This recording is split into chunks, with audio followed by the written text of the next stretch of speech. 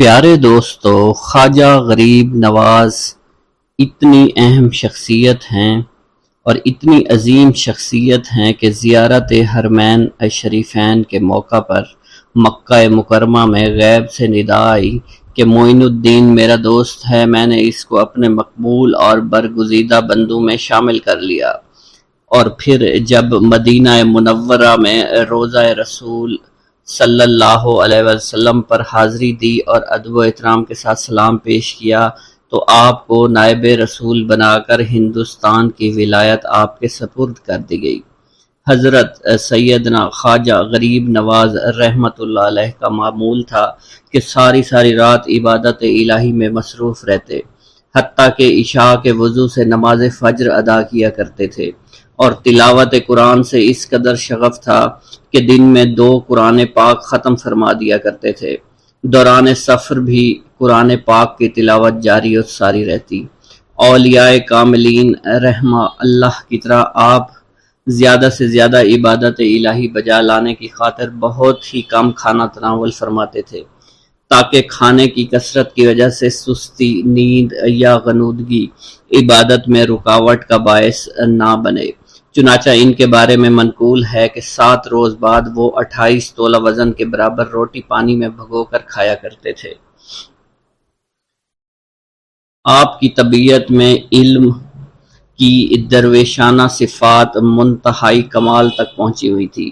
اس کا اندازہ لگانے کے لیے واقعہ ملاحظہ کریں۔ ایک مرتبہ خواجہ معین الدین چشتی رحمت اللہ علیہ بیٹھے ہوئے تھے، ایک آدمی آیا اور آداب بجا لا کر ایک جانب بیٹھ گیا۔ حضرت بہت عرصے سے آپ کے قدم بوسی کی تمنا تھی، اللہ کا شکر ہے یہ عظیم سعادت آج مجھے میسر ہوئی ہے۔ اس بدبخت شخص نے جیسے جملہ کہا، حضرت نے اس کی طرف دیکھ کر تبسم فرمایا اور ذرا توقف کے بعد فرمایا، جس ارادے سے آئے ہو اس کو پورا کرو۔ یہ سنتے ہی وہ شخص تھر تھر کانپنے لگا، خوف زدہ ہو کر زمین پر گر گیا اور بڑی عاجزی سے بولا کہ مجھ کو لالچ دے کر آپ کو ہلاک کرنے کے لیے بھیجا گیا تھا۔ یہ کہہ کر بغل سے چھری نکالی اور سامنے ڈال دی، پھر قدموں پر گر کر کہنے لگا، اگر آپ چاہیں تو مجھے اس کی سزا دیجیے، بلکہ اب حکم دیجیے کہ مجھے قتل کر دیا جائے۔ حضرت خواجہ غریب نواز رحمۃ اللہ علیہ نے فرمایا، اے عزیز، ہم لوگوں کی روش یہ ہے کہ ہمارے ساتھ جو جھگڑا کرے اس کے ساتھ ہم نیکی سے پیش آتے ہیں۔ تم نے تو میرے ساتھ کوئی برائی بھی نہیں کی۔ یہ کہہ کر اس کا سر اپنے قدموں سے اٹھا لیا، اس کے لیے دعائیں کی، خداوند اس شخص کو نیک توفیق عطا فرما۔ دعا کرتے ہیں اس کا دل بدل جائے۔ اس نے حضور کی ملازمت اختیار کر لی، وہ دیندار آدمی بن گیا، یہاں تک کہ 7 بار حج کعبہ کی سعادت حاصل ہوئی اور اسی مقدس سرزمین میں رخ پرواز ہوئی، مکہ مکرمہ میں ہی پیوند خاک ہوا۔ ایک مرتبہ کا قصہ ہے کہ خواجہ معین الدین چشتی کے بعد ایک آدمی آیا اور اس نے کہا کہ حضرت، میرے گاؤں کی سڑک کی سند گم ہو گئی ہے اور نئی سڑک کے لیے بادشاہ لوگ تیار نہیں ہیں، لہذا دعا کیجئے کہ وہ سند مجھے مل جائے۔ حضرت خواجہ معین الدین چشتی نے اس شخص سے فرمایا کہ جاؤ اور بازار سے حلوہ لے کر آؤ۔ آپ نے یہ جملہ اس لیے فرمایا تھا کہ تھوڑی سی خوش طبعی ہو جائے۔ اس شخص نے فوراً کہا، اگر ایسی بات ہے تو میں ابھی جا کر حلوے کی ایک دیگ لے کر آتا ہوں۔ حضرت خواجہ معین الدین چشتی نے فرمایا، ہاں ضرور جاؤ، لیکن ایسا کرنا کہ بازار میں جو کونے پر تم کو حلوائی جاتے ہوئے ملے صرف اسی سے حلوہ لے کر آنا۔ اس نے کہا، ٹھیک ہے، ایسا ہی کروں گا۔ خدا کا کرنا ایسا ہوا کہ جب وہ بازار میں داخل ہوا تو اس کو کونے میں وہی حلوائی دکھائی دیا۔ اس نے حلوائی سے کہا کہ تم میرا حلوہ تول دو۔ حلوائی نے جب اس کا حلوہ تولنا شروع کیا اور اس کو بیٹھنے کا کہا اور ساتھ ہی اس نے کاغذ اٹھایا تو اس آدمی نے اس کو کہا، ٹھہرو، اس کاغذ میں حلوہ مت ڈالو، تم کسی اور کاغذ میں مجھے حلوہ ڈال کر دو، کیونکہ یہ تو وہی کاغذ ہے جو مجھے چاہیے تھا۔ اور حلوائی نے وہ کاغذ اٹھا کر اسے دے دیا اور دوسرے کاغذ میں حلوہ ڈال کر اسے دے دیا۔ وہ آدمی واپس آیا اور اس نے سارا ماجرا بیان کیا۔ حضرت خواجہ معین الدین چشتی اجمیری رحمت اللہ علیہ نے تبسم فرمایا اور کہا کہ جاؤ یہ حلوہ بھی اپنے ساتھ لے جاؤ، اپنے بچوں کو کھلا دو اور اللہ کا شکر ادا کرو۔ اور اسی کے ساتھ ساتھ ایسے بزرگوں کے کچھ انداز اور کچھ کردار ہوا کرتے ہیں جس کی وجہ سے لوگ ان کی طرف دیوانہ وار بھاگتے چلے آتے ہیں۔ کچھ ایسے ہی کردار خواجہ غریب نواز کے بھی تھے۔ مثلاً آپ رحمۃ اللہ علیہ فرماتے ہیں کہ میں 8 سال اپنے مرشد کی خدمت میں مصروف رہا، ایک لمحہ بھی آرام نہیں کیا، میں نے نہ رات دیکھی نہ دن، ہمیشہ ان کے سفر میں رہا، کیونکہ کپڑے ہی بیشتر اور دیگر زمانے سفر سر پر رکھ کر ان کے ساتھ چلتا رہا۔ جب انہوں نے مجھ درویش کی خدمت کو دیکھا، مجھے وہ نعمت عطا فرمائی جس کے نہ کوئی حد ہے اور نہ کوئی انتہا۔ الغرض اس کب تک بارگاہ مرشد کے خادم بنے رہے، یہاں تک کہ کامیابی حاصل کر لی گئی، منزل مقصود تک آپ پہنچ گئے، حتیٰ کہ سند کے طور پر مرشد کامل نے ارشاد فرمایا ہمارا معین الدین اللہ کا محبوب ہے۔ اسی طرح آپ کے انداز بارفتہ دیوانہ وار بنانے والی ایک اور بڑی خوبی یہ تھی کہ آپ کو انسانیت سے بڑا پیار تھا، بلا تفریق، بلا مذہب ملت، مظلوم کی امداد و حاجت روائی کیا کرتے تھے، گویا اپنے اوپر آپ نے لازم کر لیا تھا۔ مثال کے طور پر اس مظلوم مقتول کی حیات رو کے واقعے کو ملاحظہ فرمائیے۔ ایک حاکم نے ایک شخص کو بے گناہ پھانسی کی سزا دے دی۔ مقتول کی ماں حضرت خواجہ کی خدمت میں آئی، آپ اس وقت وضو فرما رہے تھے۔ اس عورت نے آتے ہی گریہ زاری شروع کر دی کہ خدا کے لیے میری فریاد سن لو، شہر کے حاکم نے ناحق میرے بیٹے کو قتل کر دیا ہے اور پھانسی کی سزا سنا دی ہے۔ حضرت خواجہ نے متوجہ ہو کر اس کی فریاد کو غور سے سنا۔ جب آپ کو یقین ہو گیا بالکل صحیح ہے، خواب میں اپنا عصا ہاتھ میں لیا اور اپنے مریدین کے ساتھ روانہ ہو گئے۔ ہر شخص حیران پریشان تھا کہ دیکھیے غیب سے کیا ظہور میں آتا ہے۔ حضرت خواجہ سیدھے مقتول کے پاس کھڑے ہو گئے اور دیر تک اس کی لاش کو دیکھتے رہے، پھر اپنے عصا سے اس کی گردن کو چھو کر فرمایا اے مظلوم، اگر تجھ کو بے قصور مارا گیا ہے تو اللہ کے حکم سے زندہ ہو جا اور پھانسی کے تختے سے اتر جا۔ ان الفاظ کا زبان مبارک سے نکلنا تھا کہ مقتول زندہ و سلامت پھانسی کی تختی سے نیچے آ گیا، جیسے حکم کا منتظر ہو، اور فوراً حضور کے قدموں میں آ کر گر گیا۔ اسی وجہ سے آپ رحمۃ اللہ علیہ اپنے مریدین سے بے پناہ محبت فرمایا کرتے تھے، اور صرف حیات ظاہری میں ہی نہیں بلکہ وفات کے بعد بھی اپنے مریدین کے لیے اس وقت دعا فرمائیں گے جب آپ کا حرم کعبہ میں مصروف تھے اور آواز آئی اے معین الدین، میں تجھ سے خوش ہوں اور تجھ کو بخش دیا، کچھ تمہاری خواہش ہے مانگو میں تمہیں عطا کر دوں گا۔ آپ نے دعا فرمائی اے اللہ میرے مریدوں کو بخش دینا۔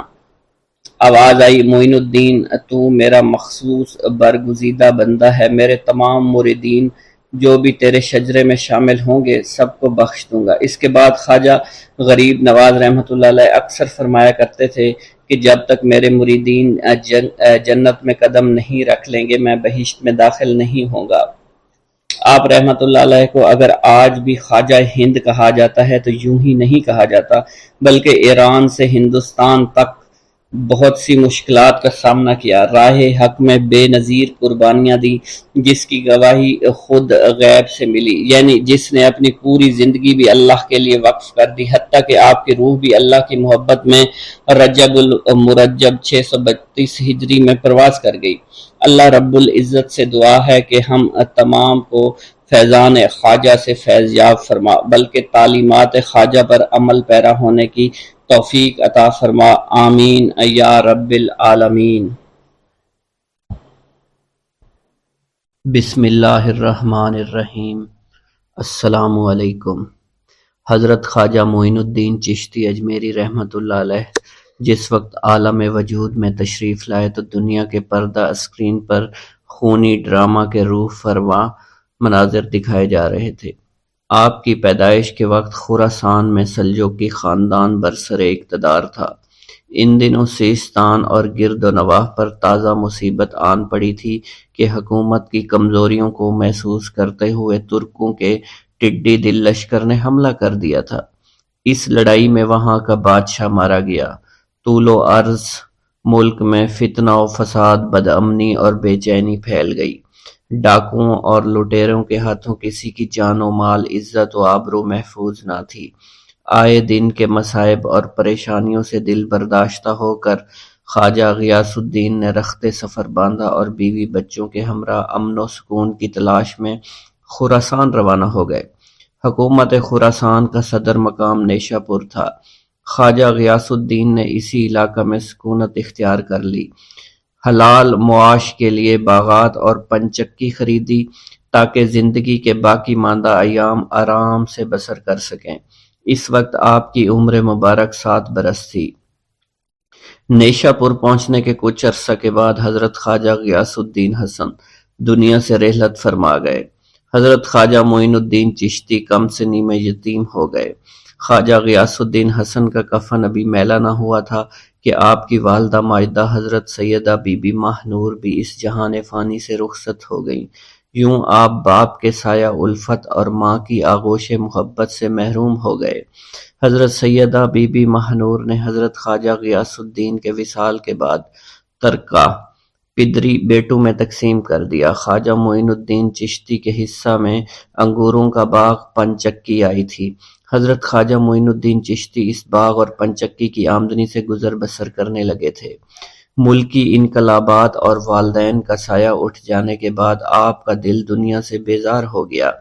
آپ اپنا زیادہ تر وقت اسی باغ میں گزارا کرتے تھے، باغبانی کا کام کرتے، باغ کی صفائی، پودوں کی دیکھ بھال کا کام کیا کرتے تھے۔ اس کے علاوہ پودوں کی کاٹ چھانٹ اور غرض یہ کہ ہر ممکن طریقے سے باغ کی نگرانی اور متعلقہ کام سر انجام دیتے تھے۔ یہی محبوب مشغلہ آپ کا ذریعہ معاش تھا۔ اسی باغ کی آمدنی سے ہی آپ گزر بسر کرتے رہے، یہاں تک کہ آپ کی عمر مبارک 15 برس ہو گئی۔ حضرت خواجہ معین الدین چشتی نوجوانی کی حدود میں قدم رکھ رہے تھے اور آپ کی مسیں بھیگنے لگی تھیں۔ خط کے آثار نمودار ہو رہے تھے اور عہد طفولیت کے حالات و واقعات و تجربات سے آپ سنجیدہ مزاج اور پختہ کار بن گئے تھے۔ باغبانی کے کام اور نماز سے فراغت کے بعد جو وقت فرصت ملتا تھا اس میں اکثر بحر خیالات میں غوطہ زن رہا کرتے تھے۔ دل دنیائے ناپید کنار سے بیزار ہو چکا تھا۔ آپ کی حقیقت شناس نگاہیں کسی ایسے راستہ کی تلاش میں تھی جو بندے کو اللہ سے ملا دے۔ آپ سوچتے سوچتے گھبرا جایا کرتے تھے اور گم کردہ مسافر کی طرح بھٹک جایا کرتے تھے۔ بالآخر ایک روز قسمت کا ستارہ چمکا اور اللہ نے ایک مجذوب کی شکل میں آپ کی رہنمائی فرمائی۔ ایک گاؤں کے بارے میں کہا جاتا تھا کہ جہاں قدرت کی بے پناہ نعمتیں تھیں، اللہ پاک نے وہاں کے لوگوں کو مالا مال کیا ہوا تھا۔ ایسی نعمتیں کہ جن نعمتوں کو دیکھ کر انسان اکثر مغرور ہو جایا کرتے ہیں، مگر وہاں پر کچھ مسلمان تھے اور سب سے بڑی اور بری بات یہ تھی کہ وہاں کے تمام لوگ کافر تھے۔ وہ کفار اپنی دولت پر بہت فخر کیا کرتے تھے کیونکہ ان میں ہر ایک انسان بہت دولت مند تھا۔ ہر ایک کے پاس بے بہا پیسے تھے، کسی کو پیسوں کی کمی نہیں تھی۔ وہاں کے سردار کی ایک اکلوتی بیٹی تھی جس کو سردار بے پناہ پیار کرتا تھا۔ اس سردار کی بیٹی بے پناہ مغرور، ظالم، گھمنڈی تھی۔ وہاں پر غریب لوگ صرف مسلمان ہی تھے، تمام کافر ایک دوسرے کی مدد کیا کرتے تھے، لیکن مسلمانوں کی مدد کرنے والا وہاں پر کوئی نہ تھا۔ وہاں پر انہیں کوئی دیکھنے والا نہ تھا۔ سردار کی بیٹی کو کالے جادو میں خوب مہارت حاصل تھی اور وہ جادو کی وجہ سے وہاں پر رہنے والے غریبوں پر بہت ظلم کیا کرتی تھی۔ تمام مسلمان اس سے بے حد پریشان تھے اور وہ لوگوں کو غلام بناتی اور مزدور بناتی تھی۔ اگر ان میں کوئی اس کی بات نہ مانتا تو اس کو قیدی بنا کر اپنے اشاروں پر نچایا کرتی تھی۔ اس بستی میں چونکہ اکا دکا مسلمان تھے جن کا کوئی پرسان حال نہیں تھا، کوئی بھی ان کو بچانے والا نہیں تھا۔ جب وہ سردار کی بیٹی کے ظلم حد سے بڑھ گئے تو مسلمانوں میں سے ایک بوڑھے شخص نے اللہ کے حضور گڑ گڑا کر دعائیں کی، اے اللہ ہمارے چند نسلیں جو یہاں پر بچی ہوئی ہیں، ان نسلوں کو تو بچا لے۔ یہ سردار کی بیٹی جس نے ہمارا جینا دشوار کر رکھا ہے، یہاں کوئی بھی انسان ہمارا حال نہیں پوچھتا اور نہ ہی ہمارے پاس مال و دولت ہے اور نہ ہی ہمارے پاس جسمانی طاقت بچی ہے۔ یا اللہ ہمارے لیے کوئی ایسا بندہ بھیج جو نہ صرف طاقتور ہو بلکہ اس جادوگرنی یعنی سردار کی بیٹی کو بھی ہرا سکے۔ اللہ رب العزت نے اس بوڑھے کی دعا کو قبول فرمایا اور یوں اس جگہ پر ایک اللہ والے کو بھیج دیا، اور وہ اللہ والے ایسے ہی بستی میں داخل نہیں ہوئے بلکہ ایک دن کچھ عجیب واقعہ ہوا۔ ان کافروں کا سردار جنگل میں سیر سپاٹے کرتے ہوئے نکلا تھا، بڑی شان سے چلتا ہوا وہ سفر کر رہا تھا۔ اچانک ایک زہریلا سانپ اس کے سامنے آیا۔ اس زہریلے سانپ نے بادشاہ کو ڈس لیا اور وہ بے ہوش ہو کر زمین پر گر پڑا اور تڑپنے لگا۔ اس کے جو ساتھی تھے انہوں نے جب اپنے سردار کو یوں تڑپتا ہوا دیکھا اور سردار کی غیر حالت دیکھی تو کہ جسے ایک زہریلے سانپ نے کاٹ لیا ہے، تو وہ فوراً اسے اٹھا کر گھر لے آئے تاکہ اسے بچانے کے لیے کچھ کیا جا سکے۔ اس لڑکی نے اپنے باپ کی جب یہ حالت دیکھی تو اپنے آس پاس کے بڑے بڑے حکیموں کو بلایا، لیکن عجیب بات یہ تھی کہ لاکھ کوشش کے باوجود زہر نکالنے میں سارے ناکام ہو رہے تھے اور زہر تیزی کے ساتھ اس کے جسم میں پھیلتا چلا جا رہا تھا۔ لیکن اسی وقت وہاں ایک درویش کی آمد ہوئی، ایک اللہ والے آئے، ان اللہ پاک نے اس مقصد کے تحت وہاں بھیجا تھا۔ اس اللہ کے ولی نے سردار کے گھر پر پہنچ کر دروازے کو کھٹکھٹایا۔ نوکروں نے پوچھا کون ہو، کس سے ملنا ہے؟ اس نے کہا میں نے سنا ہے کہ یہاں کے سردار کو سانپ نے ڈس لیا ہے۔ نوکر کہنے لگے کہ تمہیں کیسے پتا چلا کہ یہاں کے سردار کو سانپ نے ڈس لیا ہے؟ تم تو ہمیں اجنبی لگتے ہو، ہم نے تمہیں آج تک یہاں نہیں دیکھا ہے۔ اس نے کہا میں مسافر ہوں اور مجھے خبر ملی ہے کہ یہاں کے سردار کو ایک زہریلے سانپ نے ڈس لیا ہے اور کوئی بھی اس کا علاج نہیں کر پا رہا۔ نوکروں نے کہا تم کون ہو؟ اللہ والے نے کہا میں حکیم ہوں اور میں ان کے علاج کی غرض سے یہاں آیا ہوں۔ وہ نوکر اللہ والے کی حالت دیکھ کر ہنسنے لگے کیونکہ آپ نے پھٹے پرانے کپڑے پہن رکھے تھے اور دیکھنے سے بہت غریب معلوم ہوتے تھے۔ وہ نوکر کہنے لگے کہ اتنے بڑے سردار کا علاج کرو گے؟ ارے یہاں تو اس کے پاس بڑے بڑے حکیم بلائے گئے ہیں، ہمارے سردار کے پاس پیسوں کی کوئی کمی نہیں ہے، اور وہ تم جیسے غریب سے بھلا کیوں علاج کروائیں گے؟ درویش نے کہا اگر تم چاہتے ہو تمہارے سردار کی جان بچ جائے پھر مجھے اندر جانے دو۔ غلام کہنے لگا ٹھیک ہے ہم اندر جا کر اجازت لے کر آتے ہیں۔ نوکر اندر گئے، سردار کی بیٹی سے کہا ایک غریب آیا ہے، کپڑوں سے فقیر معلوم ہوتا ہے لیکن کہتا ہے میں سردار کا علاج کر سکتا ہوں اور میں سردار کا علاج کروں گا۔ جو زہر تیزی کے ساتھ جسم میں پھیل رہا ہے میں اس کو باہر نکال پھینک کروں گا۔ اس کی بیٹی کہنے لگی ٹھیک ہے بلا لو۔ جب وہ اللہ والے اس کے گھر کے اندر گئے تو دیکھا سردار تڑپ رہا تھا، ٹانگ کو بار بار بستر پر پٹخ رہا تھا۔ اللہ والے نے اس کے پیر کی طرف دیکھا جہاں سانپ نے اس کو کاٹا تھا، اسی جگہ اللہ والے نے تھوک دیا، فوراً وہاں سے بھاگ گئے۔ اس کے سارے سپاہی اس کی بیٹی دیکھ کر حیران رہ گئے کہ یہ بھلا کون سا دیوانہ ہے، کمرے میں آیا علاج کی بجائے اسی جگہ پر تھوک دیا جہاں صرف کاٹا تھا اور بھاگ بھی گیا، اس کو کوئی گرفتار نہیں کر سکا۔ سردار کی بیٹی غصے میں تل ملا اٹھی کہ اس نے جو گستاخی کی ہے اس کی کوئی بات نہیں، تھوک کو میں صاف کروا دوں گی مگر اس کو تو میں ابھی گرفتار کرواتی ہوں۔ اور اس نے اپنے سردار کے ایک نوکر سے کہا کہ اس تھوک کو صاف کرو۔ اس نوکر نے تھوک کو صاف کرنے کی بجائے اس کو اچھی طرح سے ٹانگ پر مل دیا۔ لڑکی نے کہا کیا کر رہے ہو؟ اس فقیر نے میرے باپ کی ٹانگ پر تھوک دیا، اب اس تھوک کو تم مل رہے ہو؟ حکیم نے اپنے ہاتھ کے اشارے سے سردار کے بیٹے کو روک دیا۔ جیسے اس تھوک کو سردار کی ٹانگ پر ملا گیا فوراً سارا زہر ختم ہو گیا۔ جو ٹانگ کٹنے کے قابل تھی وہ ٹانگ بالکل ٹھیک ہو چکی تھی، جو نیلی پڑ چکی تھی اب اصلی حالت میں آہستہ آہستہ واپس آ رہی تھی، اور جب وہ قبیلے کا سردار بالکل ٹھیک ہو گیا، ہوش میں آ گیا تو حیران رہ گیا۔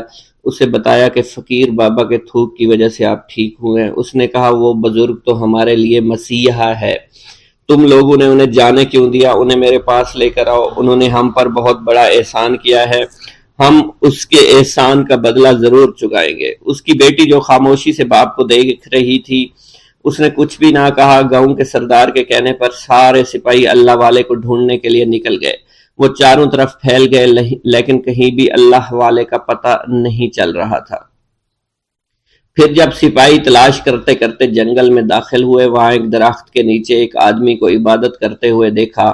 وہ غور سے اس کو دیکھ رہے تھے اور کہہ رہے تھے، یہ کس طرح کی عبادت کر رہے ہیں؟ ہم لوگ تو اپنے بتوں کے آگے ہاتھ جوڑتے ہیں، یہ نہ جانے کس کو سجدہ کر رہے ہیں۔ خیر، عبادت کے فوراً بعد اللہ والے کو پکڑ لیا، گاؤں کے سردار کے سامنے پیش کیا۔ وہ کہنے لگا، آپ کون ہیں اور کہاں سے آئے ہیں؟ سب سے پہلے تو میں گستاخی کی معافی چاہتا ہوں، میرے لوگوں نے آپ کے ساتھ بڑی بدتمیزی کی، لیکن آپ کی وجہ سے آج میں زندہ ہوں۔ ہم گناہ گاروں کی وجہ سے آپ جیسے لوگوں کو بہت تکلیف ہوئی ہے، اس لیے میں معذرت چاہتا ہوں۔ آپ سے درخواست کرتا ہوں کہ آپ میری طرف سے یہ قیمتی لباس یعنی کپڑے اور عربی گھوڑا قبول کیجئے۔ اللہ والوں نے اس کی طرف مسکرا کر دیکھا اور کہا، یہ گھوڑا، یہ لباس بہت قیمتی ہے، مگر یہ لباس پہن کر اس گھوڑے کے لیے گھاس کاٹوں گا تو کیا اچھا لگوں گا؟ سردار نے کہا، فکر نہ کریں، گھوڑے کے ساتھ ساتھ ہم آپ کو نوکر بھی دیں گے۔ اللہ والے نے کہا کہ اتنی مال و دولت اور نوکروں کے ساتھ میں اکیلا رہوں گا؟ گاؤں کا سردار بولا، حضور آپ کی یہ بات سن کر میں سوچ میں گم ہو گیا ہوں، لیکن یہ میری بیٹی آپ کے سامنے حاضر ہے۔ بیٹی حیرت سے اپنے باپ کو دیکھ رہی تھی کہ میرا باپ اب کیا کہنے والا ہے۔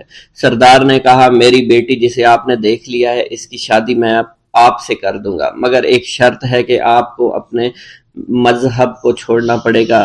میرے سپاہیوں نے آپ کو عبادت کرتے ہوئے دیکھا ہے، جہاں تک ہمارے معمولات ہیں ہم بتوں کے آگے سجدہ کرتے ہیں اور ان کی عبادت کرتے ہیں، اور آپ جس کے آگے سجدہ کرتے ہیں وہ اللہ ہے، یعنی آپ مسلمان ہیں، اس لیے آپ کو اپنا مذہب چھوڑنا پڑے گا۔ کیا آپ ایسا کر سکتے ہیں؟ اللہ والے نے کہا کہ مجھے ایک بات بتائیے، آپ سب کچھ دیکھ رہے ہیں، آپ نے مجھے یہ بھی دعا دی کہ میری اولادیں ہوں اور آپ کی نسل آپ کی بیٹی سے چلے گی۔ مجھے ایک بات بتائیں، اگر ان بچوں میں سے کسی بچے کو خدا نہ خواستہ کچھ ہو گیا تو کس کو رونا پڑے گا؟ سردار نے جواب دیا، اگر خدا نہ خواستہ کچھ ایسا ہوا تو رونا مجھ کو ہی پڑے گا۔ اللہ والا نے مسکرا کر کہا، اگر یہ سارا مال لے کر مجھے رونا ہی پڑا تو آپ اپنا گھوڑا، اپنی دولت، اپنی بیٹی، ہر چیز اپنے پاس رکھ لو۔ میں خوش ہوں، میں مسلمان ہوں، میں ٹھیک ہوں۔ اگر یہ تمام چیزیں لے کر مجھے اپنا محلہ چھوڑنا پڑے تو میں اپنی جان دے کر بھی اپنے مذہب کو نہیں چھوڑوں گا۔ جس طرح آپ نے مجھے نوازا ہے، میں اسی رب کے دین کو چھوڑ کر چلا جاؤں گا۔ صرف چند پیسوں کی خاطر میں ہر دن پیسہ نہیں کر سکتا، اور اپنی درویشی میں میں بہت خوش ہوں۔ اللہ نے مجھے جس مقصد کے لیے بھیجا تھا وہ میرا مقصد پورا ہو جائے گا۔ گاؤں کے سردار نے پوچھا، یہ کہہ کر وہ اللہ والے جانے لگے تو سردار نے درویش کو رک جانے کا کہا اور کہنے لگے، میں نے مال دے کر تمہیں آزمایا اور تمہیں پرکھا، لیکن تم اپنے مذہب کو چھوڑنے پر راضی نہیں ہو۔ اگر تم یہی سب کرنے آئے تھے تو تمہیں اس بات کا ڈر نہیں؟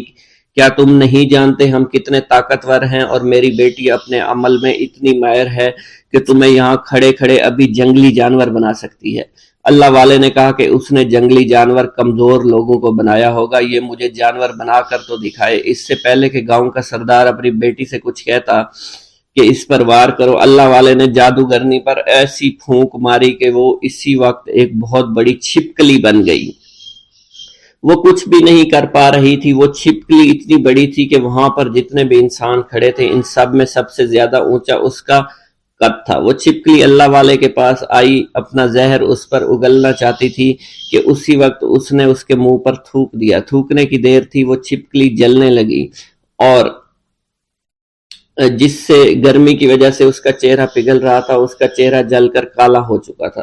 وہ مرنے والی تھی کہ سردار دوڑتا ہوا قدموں میں آ کر گر پڑا اور معافی مانگنے لگا اور کہنے لگا، حضور اس گستاخی کے لیے میں معذرت خواہ ہوں، آپ مجھے معاف کر دو، میں نے سچ میں آپ کو بہت کمزور سمجھا تھا، آپ کو آپ کا مذہب سے ہٹانا چاہا تھا۔ اگر میری بیٹی ٹھیک ہو جائے تو میں سچ کہتا ہوں یہاں پر جتنے لوگ ہیں ہم پوری کی پوری بستی مسلمان ہو جائیں گے۔ اللہ والے نے کہا کہ ہم تمہیں اپنے دین میں شامل کرنے کے لیے یہ سب نہیں کر رہے، بلکہ تم لوگ مسلمان بھائیوں پر جو ظلم کرتے ہو وہ ظلم کو ختم کرنے کے لیے ہم یہاں آئے ہیں۔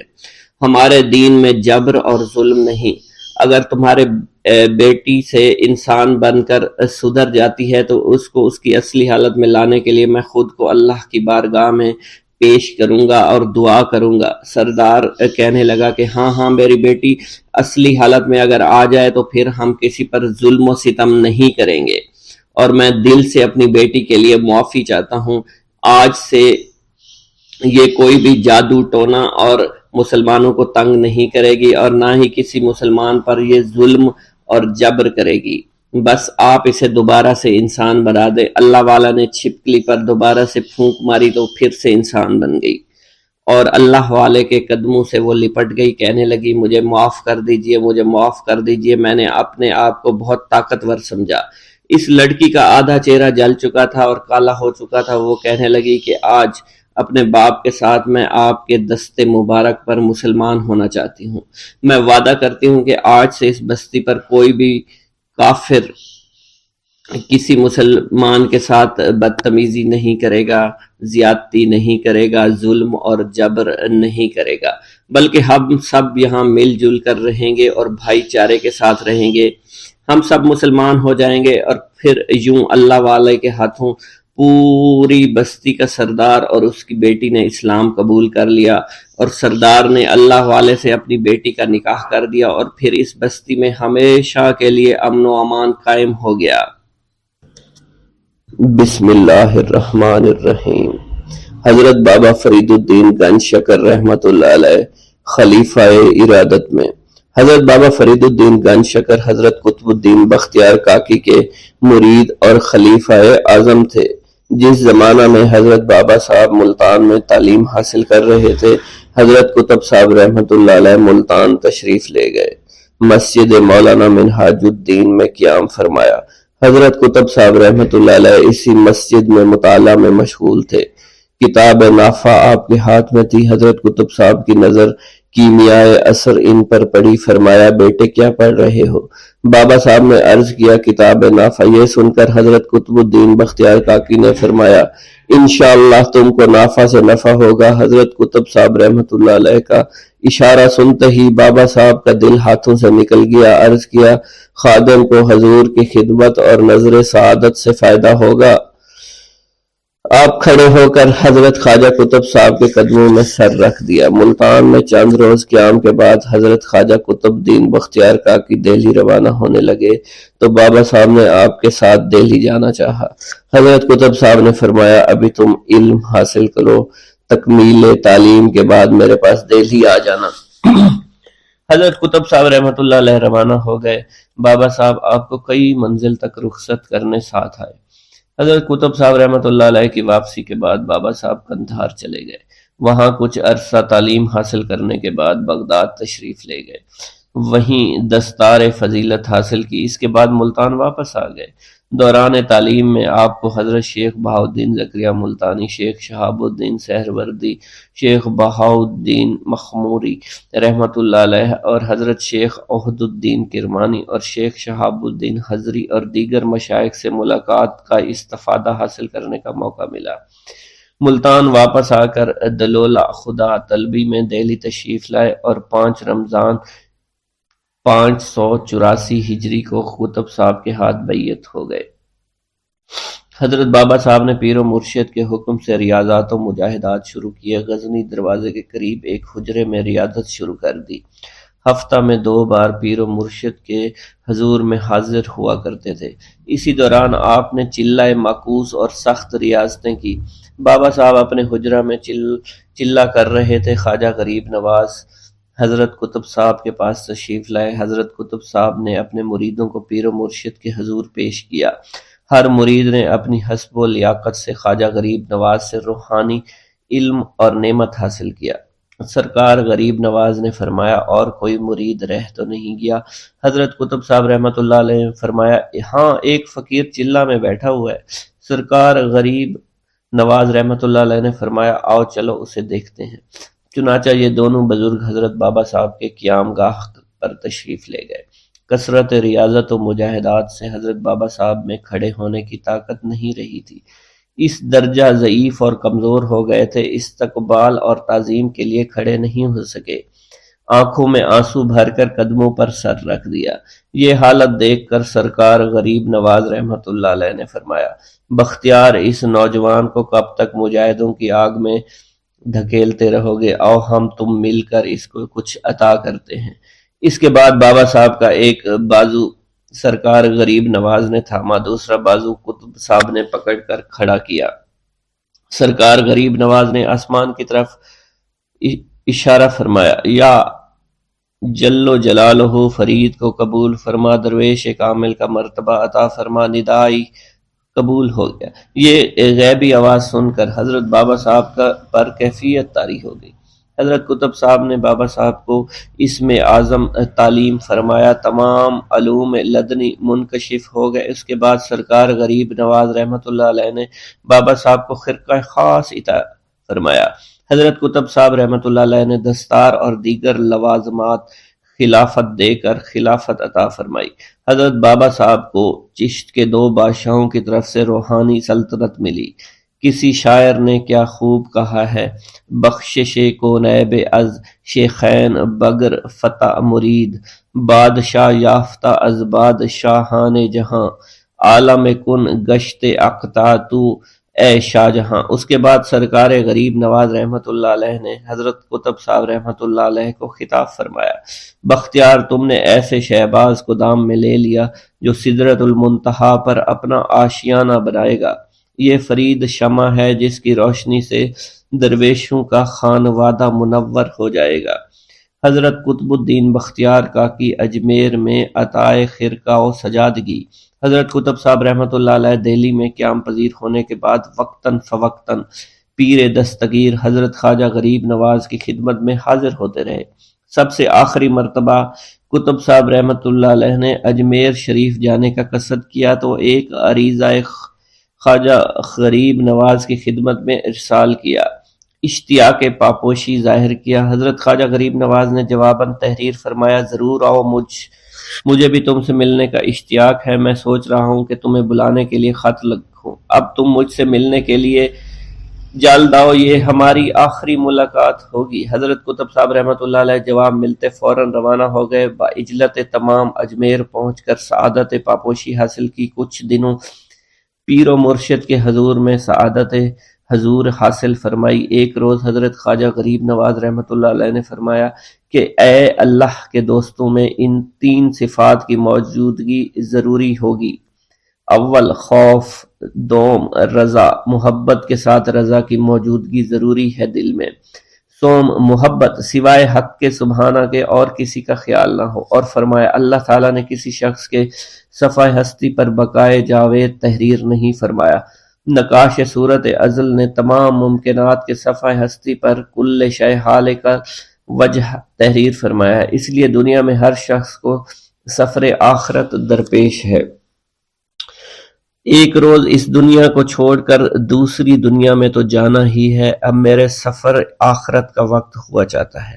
احباب مجھ سے جدا ہو جائیں گے، میرا مدفن اجمیر ہوگا۔ اس کے بعد حضرت خواجہ غریب نواز رحمۃ اللہ علیہ نے وثیقہ خلافت و سجادگی لکھ کر عطا فرمائی، کلاه 4 ترکی سر پر رکھ کر دستار خلافت باندھی اور خواجہ عثمان ہارونی کا عصا قرآن شریف مسلح خرقہ عطا کرتے ہوئے فرمایا، یہ امانت حضور سرور کائنات صلی اللہ علیہ وسلم کی ہمارے خواجگان کو ملی تھی، میں نے اس امانت کا حق ادا کر دیا ہے، اب تمہارا کام ہے اس کا حق ادا کرو۔ اس کے بعد کچھ عارفانہ کلام ارشاد فرمائے اور میرے سر پر اپنا دست مبارک رکھ کر فرمایا، میں نے تمہیں خدا کے سپرد کیا، منزل گاہ قریب تک پہنچایا، جہاں رہو خیر خوبی سے رہو، جہاں رہو خدا شناس بن کر رہو۔ اس کے بعد خواجہ غریب نواز رحمۃ اللہ علیہ نے سر مبارک اٹھا کر دعا فرمائی، آنکھوں میں آنسو آ گئے،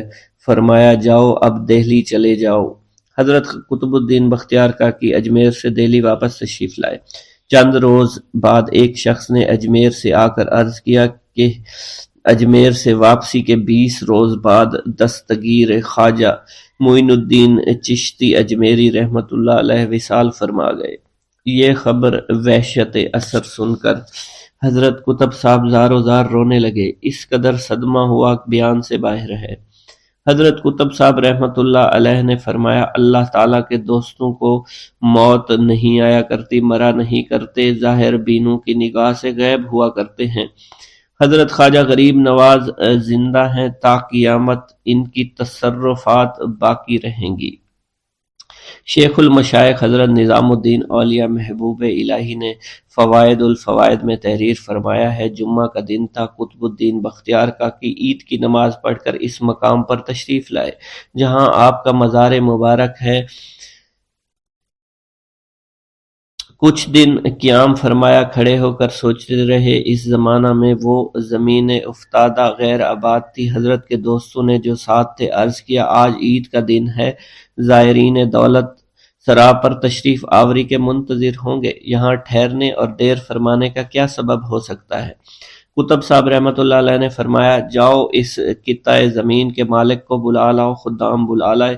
حضرت قطب صاحب رحمۃ اللہ علیہ نے وہ زمین صرف خاص سے خرید کر فرمائی کہ یہ جگہ میری مدفن ہوگی۔ ہندو گوالا مسلمان ہو گیا۔ جس وقت حضرت خواجہ معین الدین چشتی نے انا ساگر کے کنارے ایک سایہ دار پیڑ کے نیچے قیام فرمایا، وہاں ایک گوالا راجا کی گائیں چر رہا تھا۔ آپ نے گوالے سے فرمایا، ہمیں دودھ پلاؤ۔ گوالے نے کہا، یہ راجا کے گایوں کی بچیاں ہیں، ان میں سے کوئی بھی دودھ نہیں دیتی ہے۔ حضرت خواجہ معین الدین چشتی رحمۃ اللہ علیہ نے ایک بچیا کی طرف اشارہ کرتے ہوئے فرمایا، جاؤ اس بچیا کا دودھ لے آؤ۔ گوالا حیرانگی کے عالم میں اس بچیا کے پاس گیا اور بچیا کے تھنوں پر ہاتھ پھیرا، دیکھتے ہی دیکھتے بچیا کے تھن دودھ سے بھر گئے۔ آپ کی کرامت سے اس بچیا نے اس قدر دودھ دیا تھا کہ آپ اور آپ کے رفقا نے سیر ہو کر دودھ پیا۔ آپ کی یہ کرامت دیکھ کر وہ ہندو گوالا مسلمان ہو گیا۔ انا ساگر کے کنارے جس جگہ خواجہ معین الدین چشتی رحمۃ اللہ علیہ نے قیام کیا، وہاں بے شمار مندر تھے۔ ان مندروں میں قریباً 1000 بت تھے اور ان پجاریوں کی تعداد 300 کے لگ بھگ تھی۔ ان مندروں میں روشنی کا انتظام پرتھوی راج کی جانب سے تھا۔ ان مندروں میں روزانہ 3.5 من تیل جلایا جاتا تھا۔ ان مندروں میں ایک خاص مندر پرتھوی راج کا تھا، جس کے اخراجات کے لیے پرتھوی راج کی جانب سے کئی گاؤں وقف تھے۔ اس مندر کا نام راج مندر تھا، جس میں راجہ، امراء، اشراف ہنود کے علاوہ عوام کو داخلہ کی اجازت نہ تھی۔ ان مندروں کے قریب ہی آپ اور آپ کے رفقا تالاب میں وضو کر کے نماز پڑھا کرتے تھے۔ اجمیر کے ہنود خصوصاً برہموں کو یہ بات سخت ناگوار گزرتی تھی۔ برہمنوں نے پرتھوی راج سے شکایت کرتے ہوئے کہا، ایک مسلمان فقیر اور اس کے چند ساتھی انا ساگر کے کنارے مندروں کے قریب ٹھہرے ہوئے ہیں۔ یہ لوگ ہمارے مندروں اور تالابوں کو نجس کرتے ہیں اور اس سے ہمارا دھرم بگڑتا ہے۔ پرتھوی راج نے اپنے سپاہیوں کو حکم دیا، ان فقیروں کو مندروں کے پاس سے ہٹا دو۔ ادھر کسی شخص نے حضرت خواجہ معین الدین چشتی کو اس کی خبر دی کہ برہمنوں نے آپ کی شکایت پرتھوی راج سے کر دی ہے۔ پرتھوی راج کے حکم کی تعمیل کے لیے پولیس کا ایک دستہ، جس کے ساتھ اہل ہنود بالخصوص برہمنوں کا ایک جمع غفیر تھا، خواجہ معین الدین چشتی کو انا ساگر کے کنارے سے اٹھانے کے لیے روانہ ہوا۔ پولیس نے آپ سے کہا، یہاں سے اٹھ کر شہر کی طرف بھاگ جائیں، ورنہ طاقت سے شہر سے باہر نکال دیے جاؤ گے۔ خواجہ معین الدین چشتی نے اس بےہودہ بکواس کی طرف کوئی توجہ نہ دی۔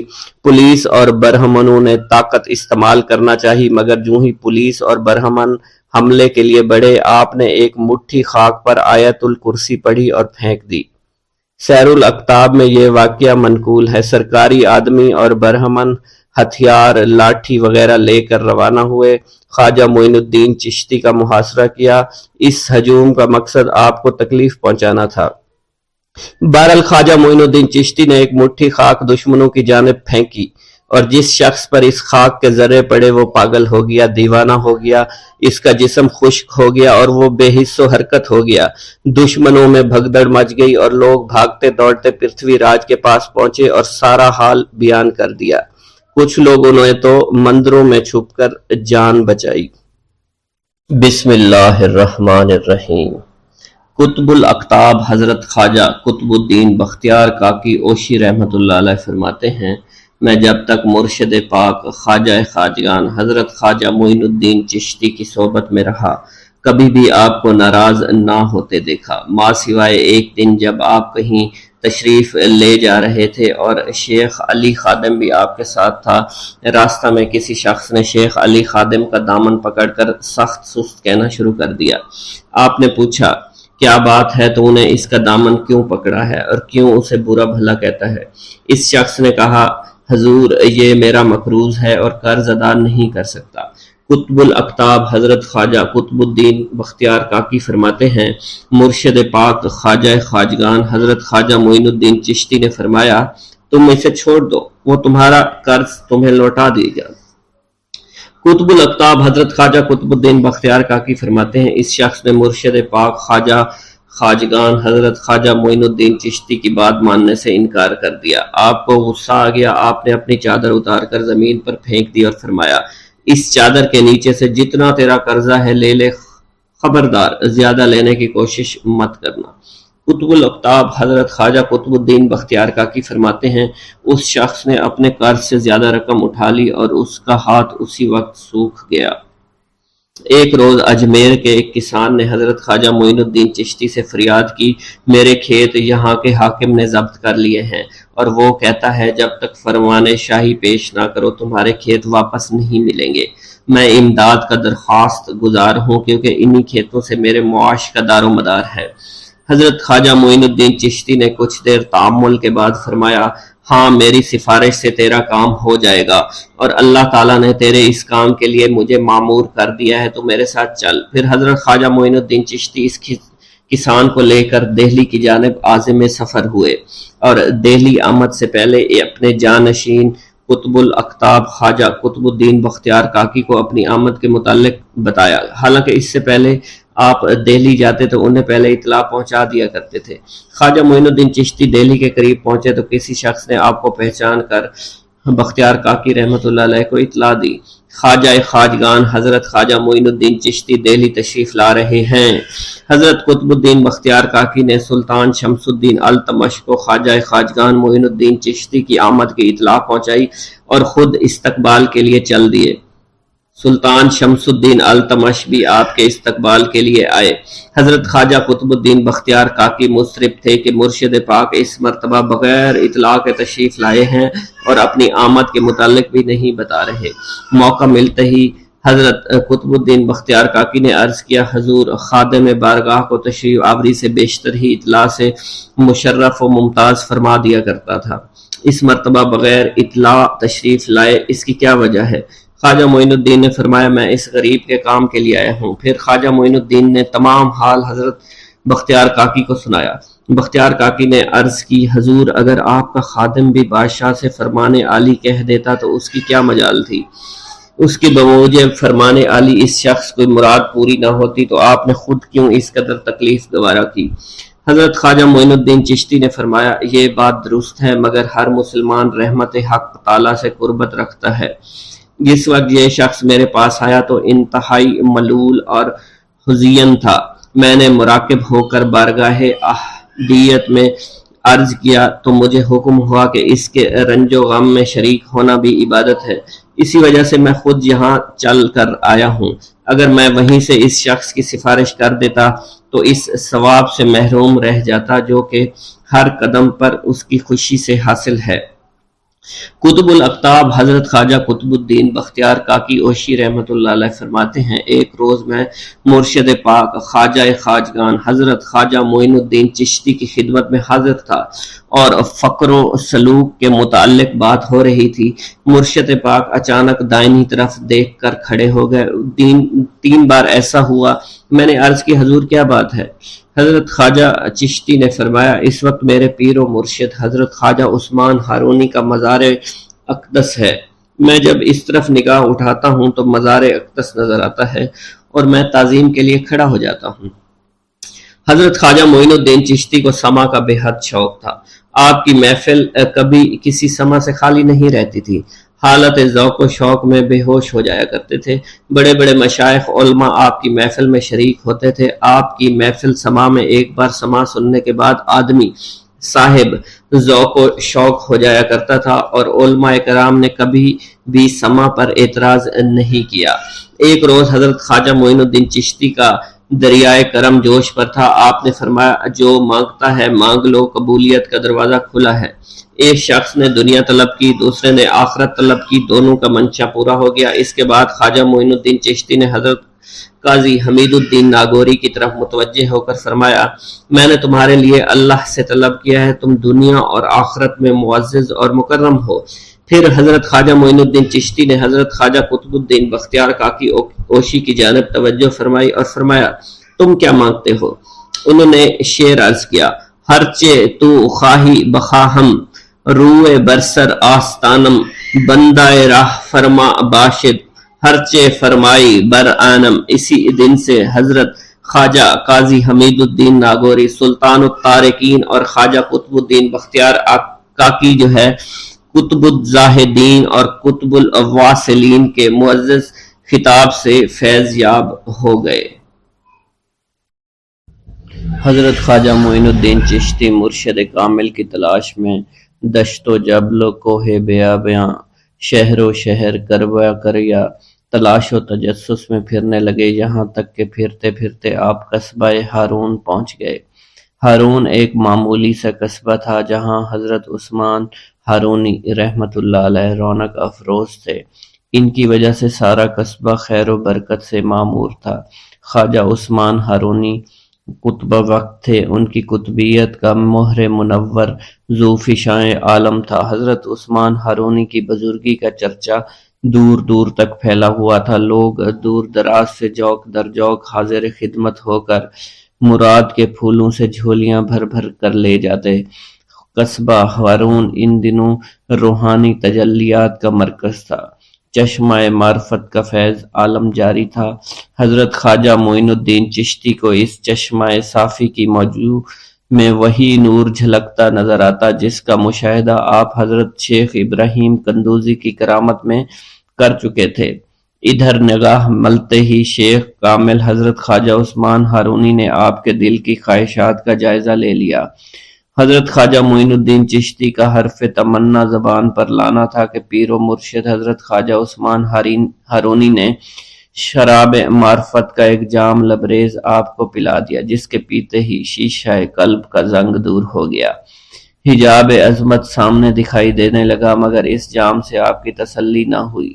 ساقی دریا دل نے دوسرا ساغر بھر کر دے دیا اور تحت الثری تک تمام پردے اٹھ گئے۔ یہ جام پینے کے بعد بھی حضرت خواجہ معین الدین چشتی کی تشنگی باقی رہی تو ساقی مے خانہ معرفت نے تیسرا جام بھی بھر کر پلایا، اور اب حمزہ 2000 عالم روشن ہو گئے۔ شیخ کامل حضرت خواجہ عثمان ہارونی کیمیائے اثر سے تاڑ گئے کہ جوہر اس قابل ہے کہ ذرا سی توجہ خورشید جہاں تاب بن سکتا ہے۔ چنانچہ حضرت خواجہ عثمان ہارونی نے آپ کو اپنے حلقہ ارادت میں شامل فرما لیا۔ حضرت خواجہ معین الدین چشتی نے اپنے مرید ہونے کا واقعہ خود بیان کرتے ہوئے فرمایا کہ مجھے حضرت خواجہ عثمان ہارونی کی قدم بوسی کی سعادت حاصل ہوئی۔ میں نے سر نیاز خام کیا، حکم ہوا کہ 2 رکعت نماز اس طرح پڑھو، پہلی رکعت میں 1000 بار سورۃ فاتحہ، 1000 بار سورہ اخلاص پڑھو، دوسری رکعت بھی اسی طرح پڑھو۔ میں نے حکم کی تعمیل کی، اس کے بعد حضرت خواجہ عثمان ہارونی کھڑے ہو گئے، میرا ہاتھ اپنے ہاتھ میں لے کر حق تعالیٰ سے درخواست کی کہ معین الدین کو اپنی بارگاہ میں قبول فرما لے۔ اس کے بعد حضرت خواجہ عثمان ہارونی نے اپنے سر سے کلہ اتار کر میرے سر پر رکھی، اپنا خرقہ خاص عطا فرمایا۔ اس کے بعد انہوں نے فرمایا 1000 بار سورہ اخلاص پڑھو۔ تعمیل ارشاد کے بعد حضرت خواجہ عثمان ہارونی نے فرمایا کہ ہمارے خاندان میں ایک دن رات کا مجاہدہ ہے، آج تم وہ مجاہدہ کرو۔ حضرت خواجہ معین الدین چشتی فرماتے ہیں میں نے ایک دن اور ایک رات کا مجاہدہ کیا۔ اگلے دن حاضر خدمت ہوا، مرشد پاک نے بیٹھنے کا اشارہ دیا اور کہا 1000 بار سورہ اخلاص پڑھو۔ پھر فرمایا آسمان کی جانب دیکھو۔ میں نے آسمان کی جانب نگاہ دوڑائی، خواجہ عثمان ہارونی نے فرمایا کیا نظر آ رہا ہے؟ میں نے عرض کیا عرش اعظم تک نظر آ رہا ہے۔ اس کے بعد حضرت خواجہ عثمان ہارونی نے فرمایا کہ زمین کی طرف دیکھو۔ میں نے زمین کی طرف نگاہ دوڑائی، پوچھا کیا نظر آ رہا ہے؟ میں نے عرض کیا تحت الثری تک نظر آ رہا ہے۔ خواجہ عثمان ہارونی نے ارشاد فرمایا کہ دوبارہ دیکھو۔ میں نے اوپر دیکھا، حجاب عظمت تک کوئی پردہ دکھائی نہیں دیا۔ انہوں نے کہا اپنی آنکھیں بند کر لو۔ میں نے اپنی آنکھیں بند کی، ایک لمحہ کے بعد آنکھیں کھولنے کا حکم دیا اور اپنی 2 انگلیاں کھڑی کر لی۔ حضرت خواجہ عثمان ہارونی نے فرمایا ان دونوں انگلیوں کے درمیان نظر ڈالو، بتاؤ کیا نظر آ رہا ہے؟ میں نے عرض کی ہر 2 عالم کی کیفیت نظر آ رہی ہے۔ یہ سن کر مرشد پاک حضرت خواجہ عثمان ہارونی خوش ہوئے، فرمایا معین الدین تیرا کام پورا ہو گیا ہے۔ حضرت خواجہ معین الدین چشتی فرماتے ہیں اس کے بعد مرشد پاک حضرت خواجہ عثمان ہارونی نے مجھے سونے کی ایک اینٹ عطا کرتے ہوئے فرمایا اسے فقراء اور مساکین میں تقسیم کر دو۔ میں نے تعمیل حکم کیا۔ اس کے بعد ارشاد ہوا کہ تم ابھی میرے پاس قیام کرو، اور میں نے اس حاضری کو اپنے لیے خوش قسمتی سے نعمت تصور کیا۔ خواجہ معین الدین چشتی فرماتے ہیں میں کچھ عرصہ مرشد پاک حضرت خواجہ عثمان ہارونی کی صحبت میں رہا، اور پھر آپ کے ہمراہ حج بیت اللہ کی غرض سے عازم سفر ہوا، اور پھر جب ہم خانہ کعبہ پہنچے تو آپ نے خانہ کعبہ کا غلاف ہاتھ میں پکڑ کر یوں دعا فرمائی اے اللہ معین الدین کو قبول فرما۔ خواجہ معین الدین چشتی فرماتے ہیں اسی وقت غیب سے آواز آئی ہم نے اسے قبول فرما لیا ہے۔ حضرت خواجہ معین الدین چشتی فرماتے ہیں حج بیت اللہ کی سعادت کے بعد میں مرشد پاک حضرت خواجہ عثمان ہارونی کے ہمراہ روضہ رسول پر حاضر ہوا۔ آپ نے مجھ سے فرمایا سلام کرو۔ خواجہ معین الدین چشتی فرماتے ہیں میں نے روضہ رسول پر سلام کیا تو آواز آئی وعلیکم السلام یا قطب المشائخ۔ حضرت خواجہ معین الدین فرماتے ہیں روضہ رسول پر حاضری کے بعد مرشد پاک حضرت خواجہ عثمان ہارونی کے ہمراہ سفر کرتا ہوا بغداد پہنچا۔ حضرت خواجہ معین الدین چشتی جب روضہ رسول پر حاضر ہوئے تو اسی رات خواب میں حضور نبی کریم کی زیارت باسعادت نصیب ہوئی۔ حضور نبی کریم صلی اللہ علیہ وسلم نے آپ رحمۃ اللہ علیہ کو ہندوستان کی ولایت عطا فرماتے ہوئے تبلیغ اسلام کے لیے ہندوستان جانے کا حکم دیا۔ حضرت خواجہ معین الدین چشتی فرماتے ہیں کہ میں مرشد پاک حضرت خواجہ عثمان ہارونی کے ہمراہ بغداد آیا۔ بغداد میں آپ معتکف ہو گئے اور مجھ سے فرمایا تم روزانہ چاشت کو میرے پاس آنا تاکہ میں تمہیں کچھ ضروری باتیں بتاؤں۔ پھر آپ 28 روز تک معتکف رہے۔ اسی دوران مجھے فقر کی تعلیم دیتے رہے اور اسرار و سلوک سے آگاہ کیا۔ پھر آپ نے خرقہ خاص، مسلح نالین، چوبی اور عصائے مبارک عطا فرمائے۔ پھر فرمایا کہ یہ چیزیں تمہارے پیران طریقت کی یادگار ہیں، ان کو نہایت ادب کے ساتھ اپنے پاس رکھنا اور جس کو اس کا اہل سمجھو اس کے سپرد کر دینا۔ پھر آپ نے مجھے رخصت کر دیا۔ اس وقت میری عمر 22 برس تھی۔ حضرت خواجہ معین الدین چشتی کو حضرت خواجہ عثمان ہارونی سے اس قدر عشق تھا کہ سایہ کی طرح ساتھ لگے رہتے تھے۔ جہاں کہیں مرشد پاک حضرت خواجہ عثمان ہارونی جاتے تھے آپ ان کا بستر خواب، توشہ اور پانی کا مشکیزہ کندھے پر ڈالے اور دیگر ضروری اشیاء سر پر رکھے ہمراہ ہوا کرتے تھے۔ جہاں مرشد پاک قدم رکھتے تھے وہاں آپ اپنی آنکھیں بچھا دیا کرتے تھے۔ کامل 20 برس خدمت و اطاعت میں گزار دیے۔ اسی دوران آپ نے مرشد پاک سے معرفت اور حقیقت کی باتیں سیکھی اور فقیری کے اسرار سربستہ سے آگاہی حاصل کی۔ خواجہ معین الدین چشتی نے مرشد پاک خواجہ عثمان ہارونی کی خدمت میں دن کو دن نہ سمجھا، رات کو رات نہ جانا۔ آپ کا مقصد صرف مرشد پاک کی خدمت تھی۔ اس خدمت و اطاعت کے سلسلے میں خواجہ عثمان ہارونی نے آپ کو وہ نعمت عطا فرمائی جس کا اندازہ دشوار ہے۔ خواجہ معین الدین چشتی فرماتے ہیں میں 20 برس تک مرشد پاک کی صحبت میں رہا۔ اسی عرصہ میں ایک لمحہ کے لیے اپنے نفس کو آرام نہیں دیا اور نہ ہی رات کو رات جانا، دن کو دن خیال کیا۔ مرشد پاک جہاں بھی جاتے آپ کا بستر، خواب اور دیگر سامان سر پر اٹھا لیتا۔ مرشد پاک نے میری یہ حالت دیکھی تو مجھے نعمت عطا فرمائی جس کی کوئی حد نہیں۔ خواجہ معین الدین چشتی فرماتے ہیں سیوستان میں مرشد پاک خواجہ عثمان ہارونی کے ساتھ مسافرت میں تھا۔ ایک روز ہم ایک ایسی صومعہ میں پہنچے جہاں حضرت صدر الدین احمد سیستانی رہا کرتے تھے۔ وہ یہاں عبادت میں مشغول رہتے تھے۔ میں کئی روز تک ان کی خدمت میں رہا۔ ان کی حالت ایسی تھی کوئی ان شخص ان کے پاس سے خالی ہاتھ نہیں جاتا تھا۔ فرمایا کرتے تھے میرے حق میں دعا کرو میں ایمان کی سلامتی کے ساتھ جاؤں۔ حضرت صدر الدین جس وقت قبر کی سختی اور موت کا احوال سنتے تھر تھر کانپنے لگ جاتے تھے۔ ایک ہفتہ تک متواتر پھوٹ پھوٹ کر روتے رہے کہ دیکھنے والے بھی رونے لگ جاتے۔ جس وقت حاضر خدمت ہوا آپ رو رہے تھے، ذرا سکون ہوا تو میری طرف متوجہ ہوئے فرمایا، اے عزیز، جسے موت آنے والی ہو، جس کا حریف ملک الموت ہو، اسے سونے ہنسنے سے کیا کام؟ اگر تمہیں ان لوگوں کا حال معلوم ہو جائے جو زیر زمین سوتے ہیں اور بچھیوں سے بھری ہوئی کوٹھریوں میں محبوس ہیں تو تم اسی طرح پگھل جاؤ جس طرح نمک پانی میں پگھل جایا کرتا ہے۔ خواجہ معین الدین چشتی فرماتے ہیں، پھر حضرت صدر الدین احمد سستانی نے مجھ سے فرمایا، میں تمہیں 30 برس بیشتر کا واقعہ سناتا ہوں۔ بصرہ کے ایک قبرستان میں ایک بزرگ میرے پاس بیٹھے ہوئے تھے۔ ہمارے قریب ایک قبر میں مردے کو عذاب ہو رہا تھا۔ یہ حالت دیکھ کر وہ بزرگ نعرہ مار کر مر گئے۔ میں نے اٹھنا چاہا، ان کی روح قالب سے پرواز کر چکی تھی، پھر تھوڑی دیر بعد ان کا جسم پانی بن کر بہہ گیا۔ خواجہ معین الدین چشتی فرماتے ہیں، میں مرشد پاک خواجہ عثمان ہارونی کے ہمراہ سفر دریائے دجلہ پر پہنچا اور دریا میں طغیانی تھی، سوچ میں گم تھا دریا کیسے پار کیا جائے گا۔ دفتن مرشد پاک نے فرمایا، معین الدین آنکھیں تو بند کرو۔ میں نے آنکھیں بند کی، کچھ دیر بعد فرمایا، آنکھیں کھولو۔ میں نے اپنی آنکھیں کھولی، ہم دریا کے پار تھے۔ میں نے عرض کی، یہ کیسے ممکن ہوا؟ آپ نے فرمایا، میں نے 5 مرتبہ سورہ فاتحہ پڑھی اور تمہیں لے کر دریا میں اتر گیا۔